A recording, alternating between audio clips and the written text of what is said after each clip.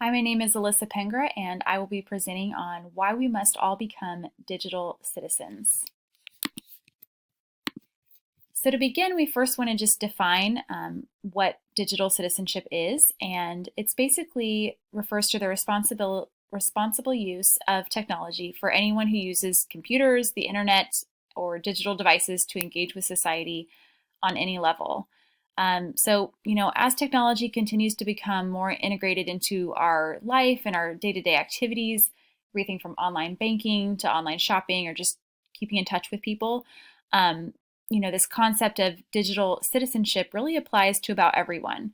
For now, we really want to focus on what that means for our students. And we want to help our students develop good digital citizenship practices, and we want to see less of those bad digital citizenship qualities, which, would be things like irresponsible social media usage, cyberbullying, and just kind of a general lack of knowledge about how to safely use the internet.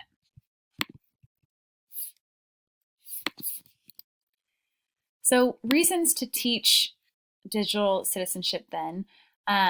One would be something related to ERate funding. So ERate funding is one way that schools pay for technology infrastructure maintenance. So it helps pay for things like routers, fiber optic cables, access points, and so on. So it's a really important funding for access to internet in schools. And there's two important criteria that school districts have to meet in order to get that funding. And one is that schools have to filter internet content to protect students from harmful online material. And two, they have to comply with the Children's Internet Protection Act. And this was created to address concerns about children's access to harmful information over the internet. And basically, the bottom line is that for schools to receive that E-rate funding, they need to teach students how to use technology safely and responsibly. So that's just one of the reasons why we want to teach digital citizenship, but there's a lot of other reasons. And starting with just information literacy. So, when we think about that, what good is it to be able to search online and have access to thousands of search results if you don't really understand how to differentiate useful information from spam? So we need to be teaching how to use technology in the most effective ways to quickly find information. And there's a process to this, even with something as simple as how to conduct a proper Google search, to understanding what resources are appropriate for reference materials, etc. So there's a lot of things that go into information literacy, and we really need to be teaching that as part of our curriculum. Another reason is we want to promote cyberbullying prevention. We need to be teaching responsible online communication and etiquette early and revisiting it often. We also want to promote online safety and teaching students to protect themselves and their identities and their personal information, because once it's out there, it's out there. So we really want to get in and teach students these concepts early, so we can prevent those things from happening. We also want to be teaching digital responsibility. So teachers should be incorporating into their curriculum, awareness around hacking and piracy and viruses, and as well as educating students on plagiarism.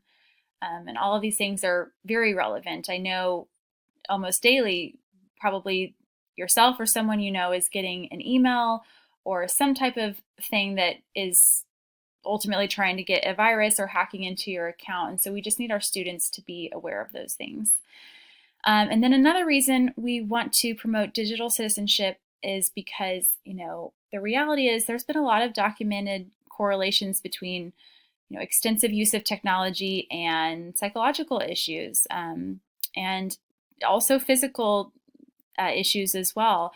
But we know technology can be addictive, and we need to be helping our kids set healthy boundaries with technology and encouraging limiting online time, taking breaks, doing things outside and with other people, and how important all of that is in our daily lives. So then what should we teach? And there's a lot that we could teach with this, but one thing just right at the top is empathy. And so empathy is crucial to understanding how people talk and behave online. And It's really important, especially with online communication where you can't see the other person and where, because you are kind of somewhat hidden behind a screen, it can be easier to say things and do things you maybe wouldn't do if they were right in front of you. And empathy is a skill that we can teach. It's a perspective that we can teach, and it's a skill we can cultivate. So we do have power to intervene and help kids develop that, which is going to be huge in their online interactions. We also just want to teach basic information about how the internet works. We also want to cover understanding user data and how websites track you and what cookies are and mining is, and the concept of a digital footprint, that we leave a mark kind of everywhere we go on the internet. We want to teach about practicing digital literacy, which is the practice of reading information online and understanding what it means, where it came from, whether it's accurate. And that leads into things and concepts like clickbait and fake news. And these are really important to help our students understand, what those are, for them to be thinking about when they see something written or in video format, to be questioning what that person's motive is behind something they see posted. And just to really be able to differentiate that from quality resources. We also want to be teaching about and acknowledging the digital divide, which is the disparity between those who have access to modern digital tools like computers and internet and those who don't.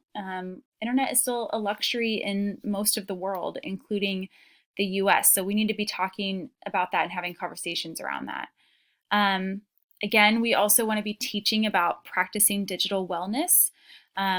So just in a general sense, it's the practice of refraining from overindulging in the internet and digital media for unreasonable amounts of time, and basically knowing when to take a break from screens. And then the other thing that we want to be teaching is about security. So students need to know how they can secure their computers, their smartphones, etc. And that's something that we can be teaching them. All right, so one strategy that we can keep in mind for teaching digital citizenship is the READY strategy, and that stands for, the R stands for remind. So we want to remind students to be mindful of what information and opinions they make public. We want to educate our students on the negative aspects of online use. E is for encourage. We want to encourage our students to step away from their cell phone or computer screen when they're hanging out with friends, and that those offline relationships are just as important as anything that they would be doing online. A is for accountability, which is key. We want to encourage digital accountability by having a student digital use guide for online use. D is demonstrate.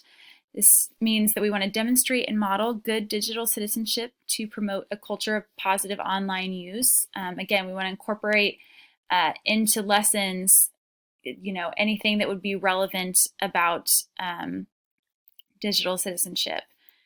And then Y stands for being a culture of yes when it comes to launching digital tools. And I do think it is common that schools sometimes can be quick to kind of block or lock down access to certain things just in the name of safety and liability, which is understandable. But I think another approach is to just really kind of take it head on and just teach positive digital citizenship by opening up things like YouTube and Twitter and teaching and modeling the positive use of these tools and how you can kind of use these tools for good. And then finally, we have 5 key questions to consider when posting content online. And these are really important things that we want to teach our students to think about anytime, before they hit that send button or that post button. What impression are you giving? So put yourself in someone else's shoes, and if you saw this picture or this post, what impression would you have of that person? Do you really want this information out there? Because once it's out there, you don't have control over it any longer. Even if you delete it, someone else could have already copied it, downloaded it, and done something with that information that you posted. Ask yourself if you're oversharing. Again, the more you share, the more people learn about you, and you can't really control how or what people do with that information. Another question is, would I want someone to share this fact or idea about me? So that can maybe come to, posting a picture someone else is in. Would I want this picture posted of me?